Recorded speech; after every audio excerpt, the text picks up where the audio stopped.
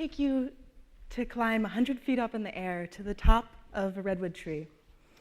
And I want you to come up there with me and see the squirrels jumping like ballerinas from branch to branch and tree to tree.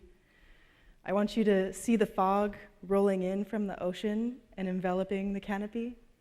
I want you to hear the call of our friend from the next tree over, who says that he wants to come over to have some coffee. He just needs to pull himself 50 meters across a horizontal rope in order to get there.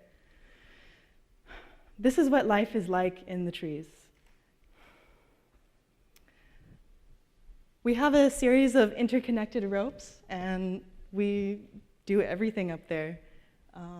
The animals treat you like you're not even a human. You're more like one of them. And so much so that the first time I ever climbed a tree, there was 3 spotted owls who followed me up the whole way, just watching me with their eyes. And a few nights later, I woke up and there was a squirrel cuddling with me in my sleeping bag. And I just turned over and went back to sleep. And when I woke up in the morning, the lid of my bucket was lifted off in the middle of the night, and there were 3 bites taken out of everything that I had. They're very mischievous.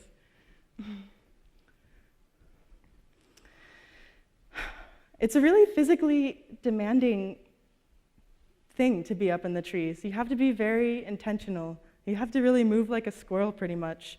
And you have to exist in 3 dimensions instead of 2 like we are in the ground world.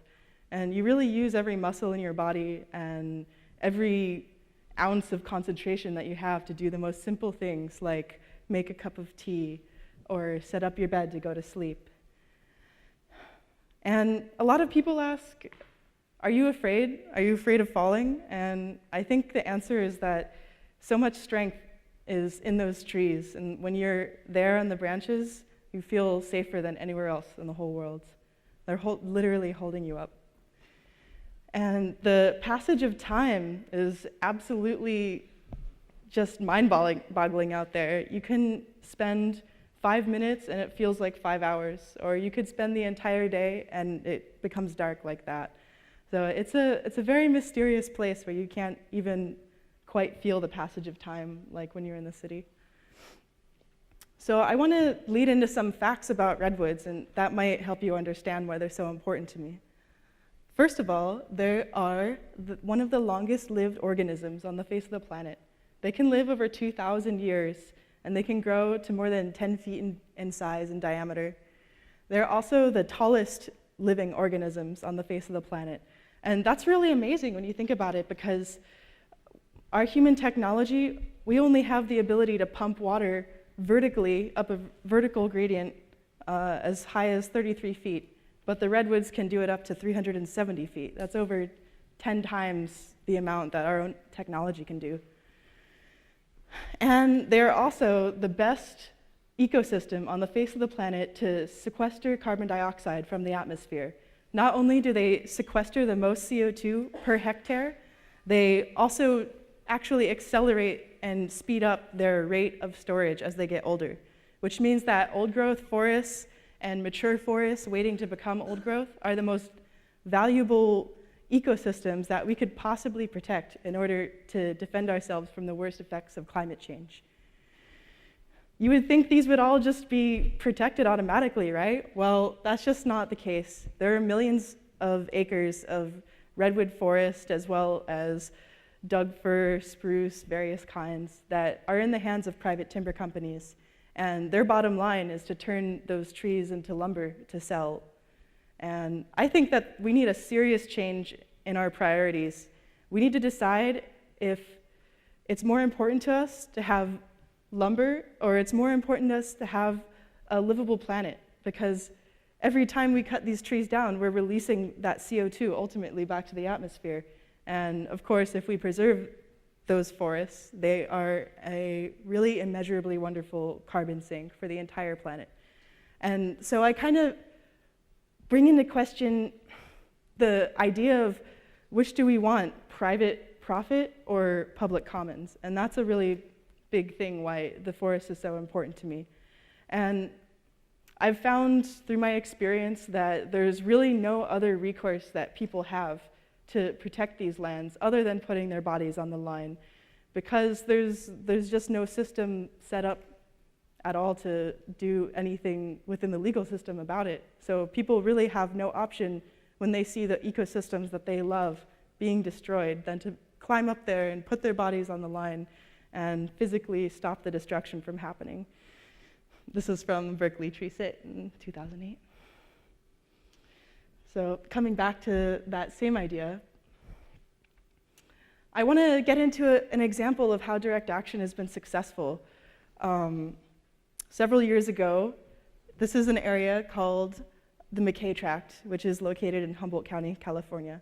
It is the world's best area to grow redwoods. There is nowhere else that more of them grow or more quickly than these 7,000 acres right here. And one of the most mature and developed groves in this area was slated to be cut by a timber company, and in its place they wanted to build a housing development. Well, some friends of mine and I went out there, and when we entered that forest that was going to be cut down, the first thing that we saw was 2 spotted owls who were doing their mating ritual, and that was really awesome to see. It was like a sign to us. It was saying, this forest is special. This is a place that we really need to dig our heels in and commit to and put our bodies on the line in order to defend it. And so that's what we did. We got a bow and arrow, shot a line into the tree, and we climbed over 100 feet into the redwood canopy. And we made a pledge and a commitment to stay there until those trees were protected. A lot of people said, oh, that's never gonna happen. Oh, the company just wants to make a profit. They're not gonna listen to you guys. You're too small of a group to really do anything about it. But the word spread. People came from all over the country, from all over the world, and helped us piece by piece tie these trees together and build an extensive village that spanned over 55 trees and several acres and several stands of trees. It was a literal tree village where you could go from one end of the grove to the other without ever stopping at the same tree. It was like a giant loop. You could just keep climbing for days, pretty much. And it's one of the most special experiences I've ever had, to be able to live up there and be accepted by the owls and the squirrels as a member of the canopy. So direct action really works, and it's an important thing that helps put pressure on the companies from the bottom up, and it's something that we really need to be doing a lot more, because we have very limited amount of time to deal with some serious issues, mainly global climate change. And I don't see any real solutions coming from the institutional level, and I don't see any major progress being made, which leads me to believe that the only recourse that we have as citizens of the world is to step up and put our bodies on the line to defend the places that we love, wherever that is to us. And that's different for everyone. I think that we should all be doing that everywhere.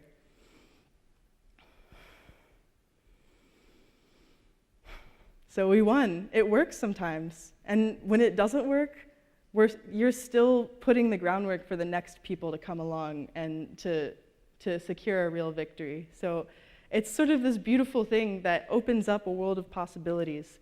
And when you engage in the system and you go through legal methods, you can always almost measure exactly what kind of outcome you're going to get. But with direct action, you're kind of hitting the reset button on history, and you're opening up the world to a whole new gamut of possibilities.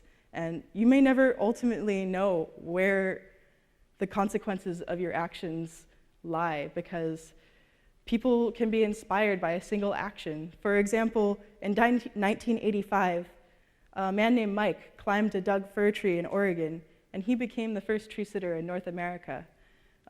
He had no idea that he was going to inspire a movement of literally thousands of people over the course of 30 years who would come out to the forest and risk their lives in order to do the same thing that he was doing. That's just one example of the power of one person to inspire a whole movement of people.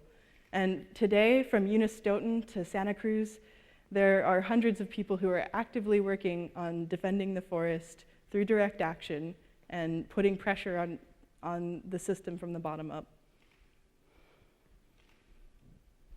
We won. I want to leave you with this quote. It's by Gandhi, and I think he really has a lot of stuff right. He says, "Never doubt that a small body of determined spirits, fired by an unquenchable faith in their mission, can alter the course of history." And I want to invite you right now to imagine a place that means the world to you, that your heart would break if something happened to it. And I want you to go there the next time you have a chance. And I want you to close your eyes and connect with that place. And imagine what that place is going to look like in 50 years and 100 years. And then I want you to imagine what you want to see, what future it is that you really desire.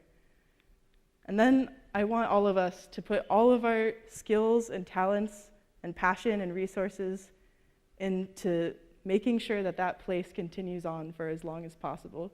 And that's the hope of direct action right there, is the power of love to be able to change people's hearts and to be able to literally change the course of history and do something that people will tell you is impossible.